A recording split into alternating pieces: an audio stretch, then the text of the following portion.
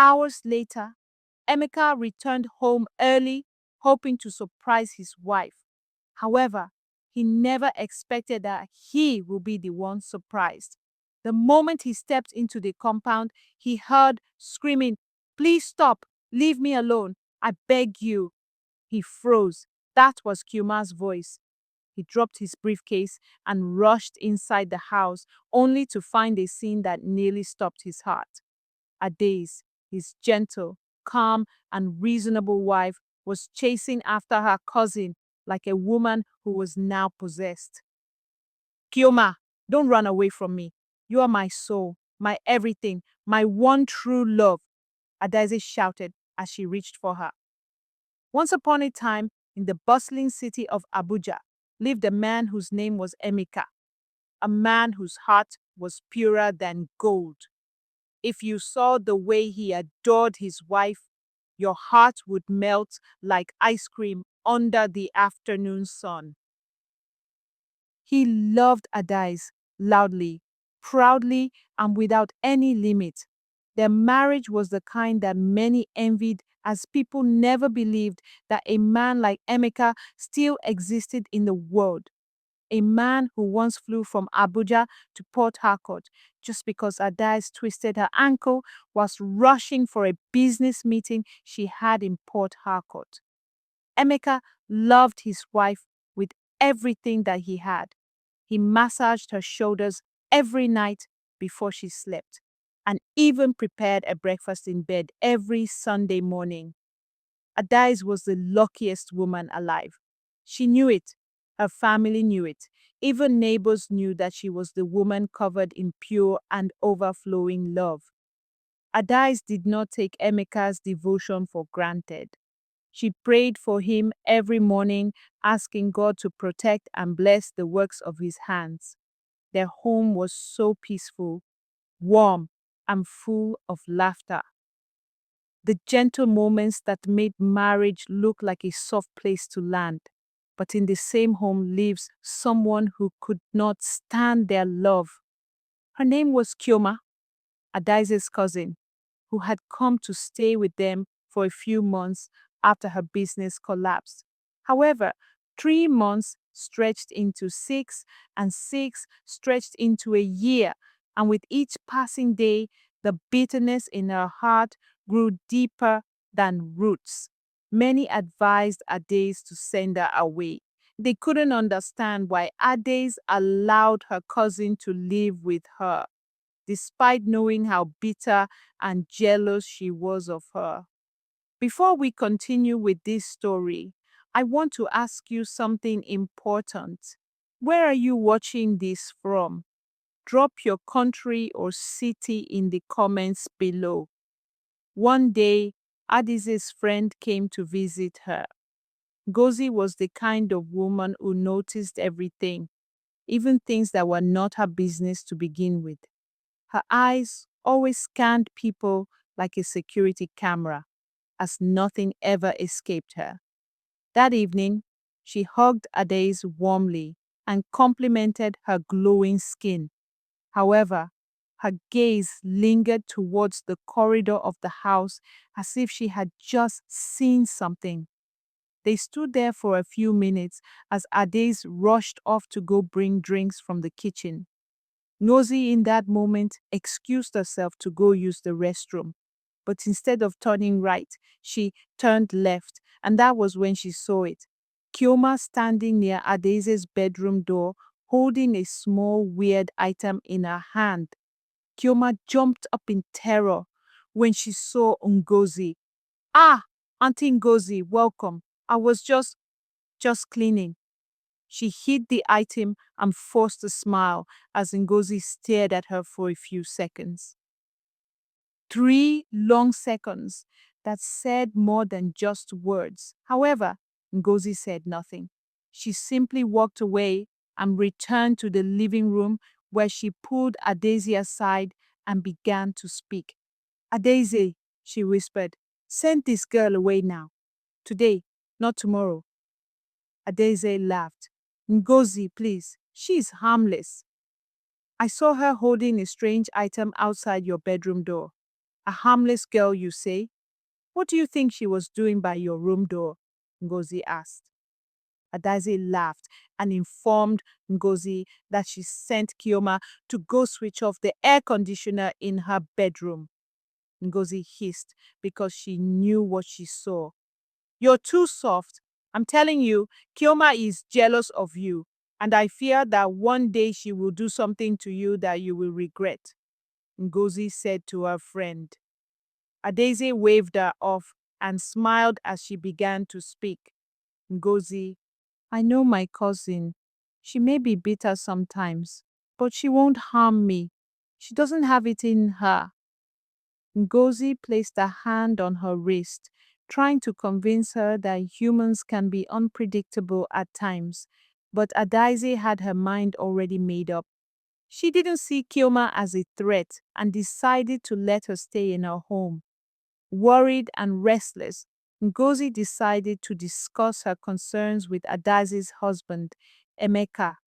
She believed Adaeze was too blind, too soft-hearted to see the danger that she herself insisted was crawling inside that house. So the next morning, she paid Emeka a visit at his office in Central Business District. Emeka welcomed her politely, offered her a drink, and adjusted his chair as she sat across from him and began to speak. Emeka, she began, her voice trembling with urgency. I don't like the things I'm seeing in your house. Emeka frowned slightly and asked what she was talking about. What things, if I may ask? He asked Ngozi, who continued to speak. That your cousin-in-law, Chioma, she's doing something. I don't know what exactly, but her actions are suspicious. I caught her yesterday, holding something strange outside your bedroom door. Emeka sat up straighter, his eyes wide in shock. What was she holding? He asked. Ngozi leaned forward and continued to speak. I won't lie to you. It looked like a charm, small, round, like something fetish and evil. Emeka shook his head firmly. No, no. Chioma may be troublesome sometimes, but she can never do fetish things. Ngozi cut in sharply. You're a man. You don't see these things. Don't you read stories? Don't you watch the news? People who smile with you in the morning can harm you at night, too. She lowered her voice dramatically as she continued to speak. Emeka, please open your eyes. Chioma is jealous of Adaeze. She has overstayed in that house, and envy can push people into things you cannot imagine. She placed her hand on her chest dramatically and said her final words. Please just watch her closely before something happens that you will regret. Emeka sighed deeply as he promised not to allow any evil befall his wife. Ngozi, knowing how deeply he loved her friend Adaeze, thanked him as she left his office, leaving Emeka deep in his own thoughts. Hours later, Emeka returned home early, hoping to surprise his wife. However, he never expected that he would be the one surprised. The moment he stepped into the compound, he heard screaming, Please stop! Leave me alone. I beg you. He froze. That was Chioma's voice. He dropped his briefcase and rushed inside the house, only to find a scene that nearly stopped his heart. Adaeze, his gentle, calm, and reasonable wife, was chasing after her cousin like a woman who was now possessed.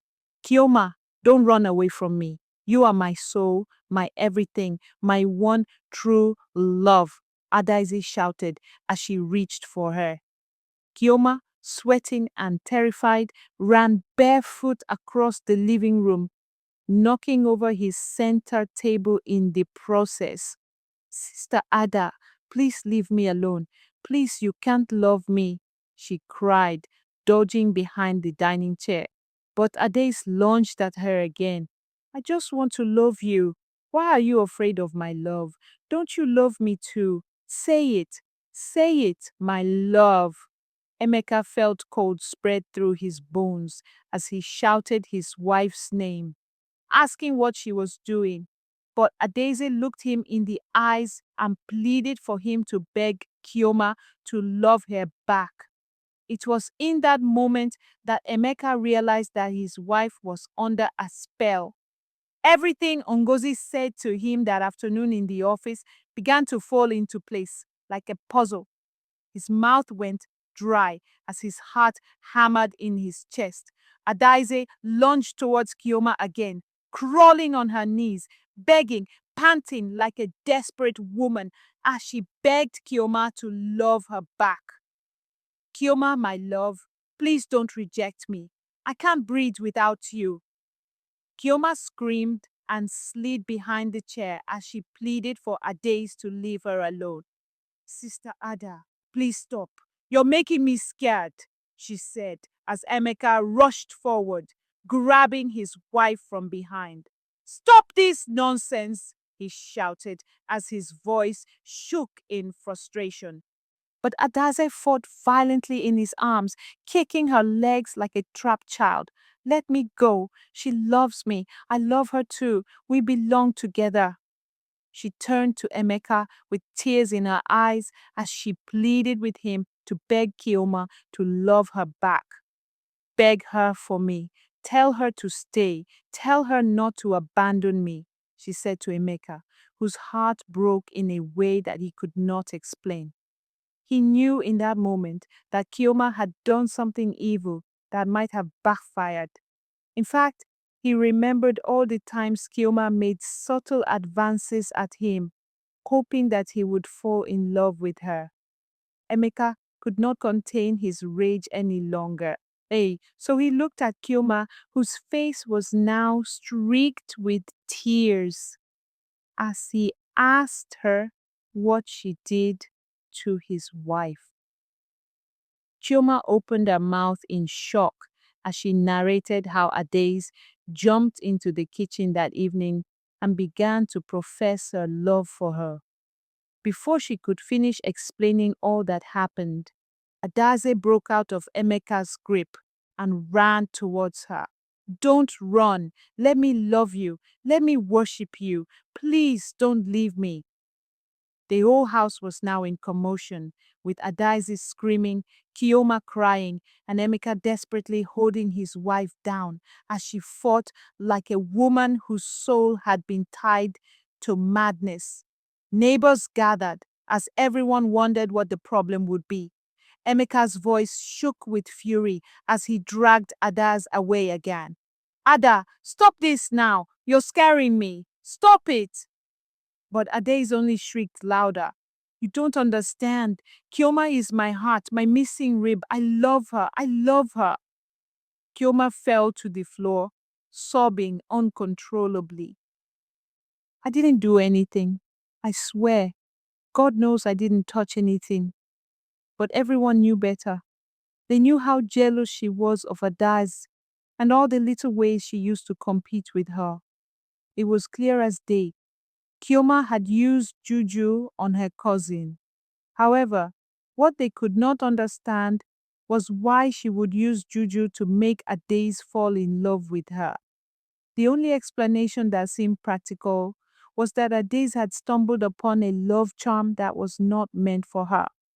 In fact, people began whispering that Chioma must have set up a charm meant for Emeka, hoping he would fall madly in love with her. But somehow, the charm caught her cousin instead.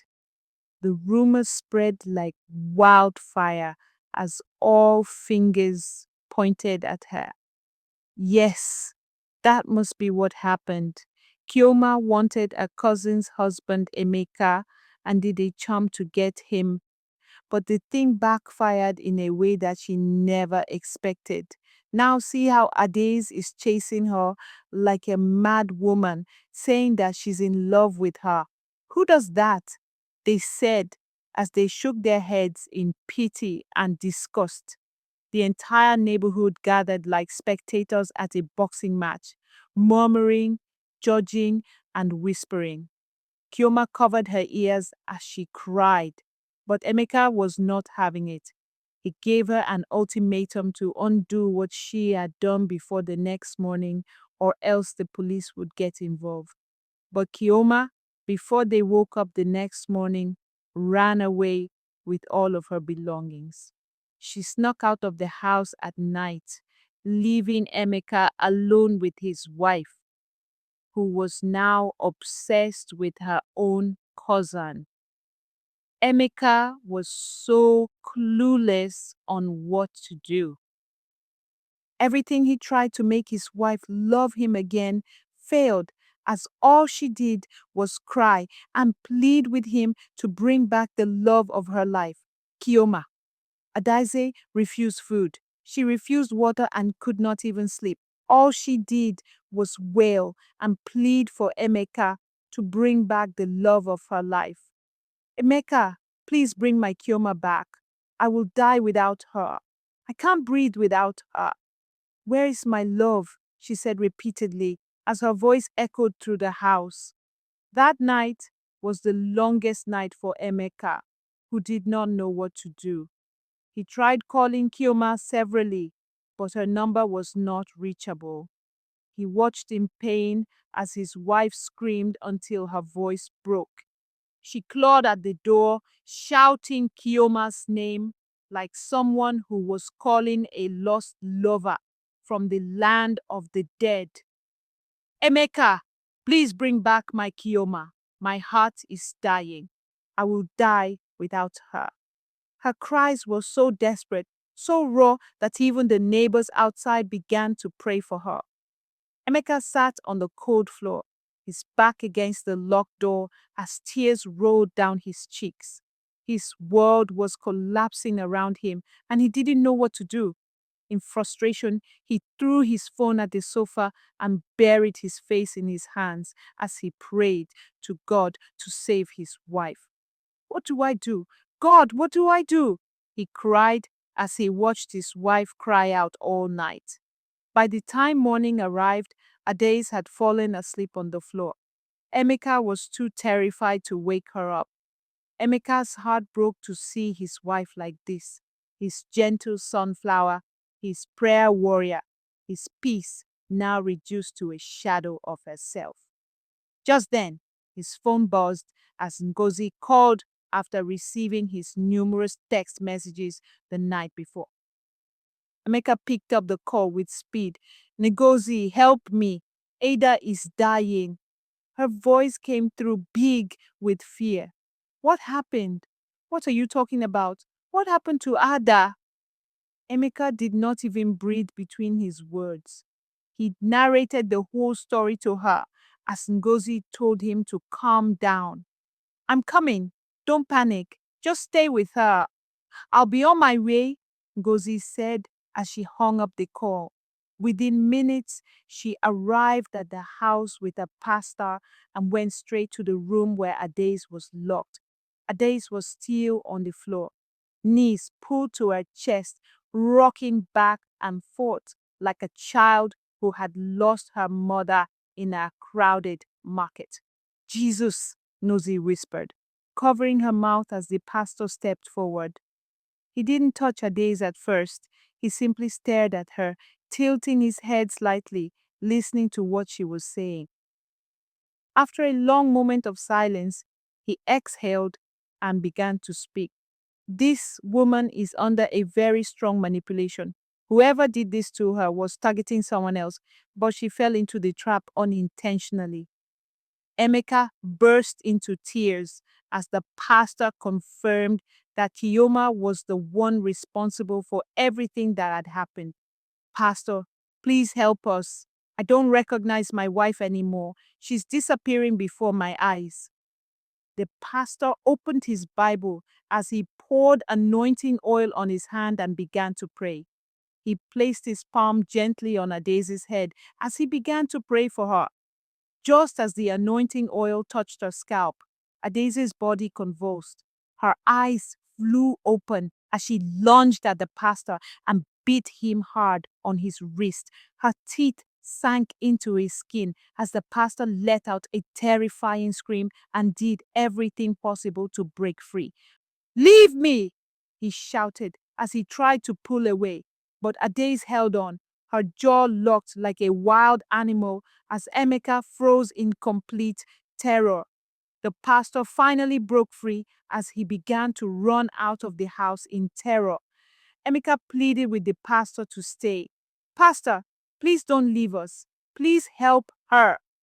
But the pastor shook his head abruptly as he told them to find another pastor. He ran out of the house, leaving Ngozi and Emeka, who stood there stone, breathless and shaking in complete fear as Emeka collapsed to his knees beside his wife, his whole body shaking as he felt helpless. His tears poured as he whispered for Adaeze to come back to him. But Adaeze continued to call for Chioma. Ngozi stood there sad to see that her greatest fear had now become a reality. She burst out into tears to see her friend in such a horrifying state. Ngozi spent hours trying to speak to her friend, but Adaeze was no longer herself. All she wanted was Chioma, who was nowhere to be found. Days passed, and pastor after pastor came into their home but ran out, screaming. Emeka was so exhausted. He missed his wife so much and prayed for her to regain her senses. He became a shadow of himself, always crying and doing things to remind Adaeze of the love that they once shared. But all that he did failed as Adaeze continued to call Chioma the love of her life. Emeka was so heartbroken. His eyes were always red from crying as he barely slept. And through it all, her friend Ngozi never left. She stayed by her friend, caring for her, cooking, and even cleaning up after her. Ngozi held Adaeze each time she screamed into the night. And every time Emeka felt like collapsing, Ngozi would always pat his shoulder and comfort him that everything will be fine. "Don't worry, Emeka. We'll get through it. Your wife will be back," she said to him repeatedly as she became the rock in their home. Emeka was grateful that his wife had a friend like her. In fact, he told her one evening, "God will bless you, Ngozi. I don't know what I would have done without you." And Ngozi smiled and reminded him that Adaeze was like a sister to her. In fact, she owed her life to her after Adaeze paid for her father's kidney transplant so many years ago, a surgery that saved her father's life. So Ngozi was so grateful to help. One night, however, whilst Ngozi was in the kitchen preparing food for them to eat, Emeka, desperate to get his wife back, began to look for a photo of them. A picture taken on their wedding anniversary in front of Aso Rock. He believed it might trigger something in her, remind her of who she truly loved. So he searched the bedroom, the wardrobe, the drawers, but found nothing. Desperate to find the picture, Emeka went into the living room, checking under the couch cushions, behind the curtains, on top of the shelf. In the process, he accidentally knocked over Ngozi's handbag, which was resting on the edge of the sofa. The bag fell to the floor as things tumbled out: lipstick, compact powder, a pen, and even keys. And then something else rolled out, something wrapped tightly in a red cloth, small like a stick carved in the form of a woman. Emeka froze. His heart slammed against his chest as he slowly bent down and picked it up. His breath left his body as his hands began to shake in terror. "Jesus Christ," he whispered. Suddenly, a scream tore through the house like fire. "Ah, my body is burning." He looked up as he dropped the fetish item in terror. Ngozi stumbled out of the kitchen, her hands scratching at her skin like something was crawling all over her body. "Ah, I'm burning. Help! Help me! I'm on fire! Fire!" She rolled on the floor, kicking, screaming, tearing at her clothes as Emeka looked at her stoned as he asked her what was happening. He pointed to the red cloth on the floor, asking what it was. Ngozi opened her mouth and began to confess, bit by bit, tear by tear, word by word. She revealed to Emeka that she did it. Emeka's knees nearly gave out to realize that the enemy was right there all along. He watched as Ngozi confessed why she did what she did. I was so envious of her, envious of the way you love her. I have never had that kind of love in my life.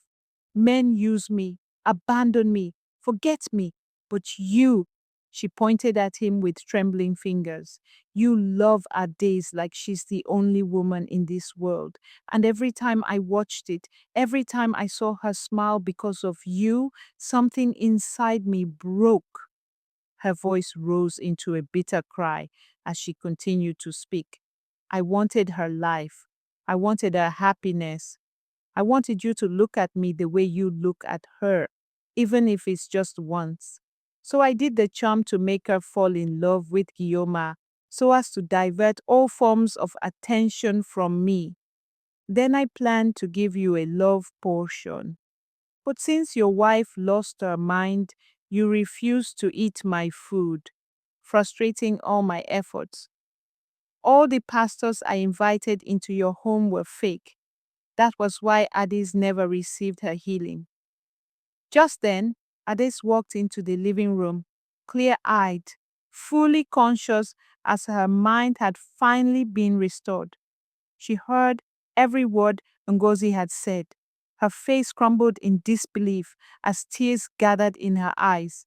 Ngozi, she whispered, her voice trembling like a wounded child.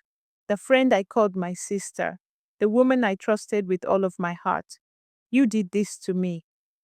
Ngozi froze on the floor, still scratching her burning skin, still wailing, her face contorted with pain and shame. Ada, please forgive me. I didn't mean for it to go this far.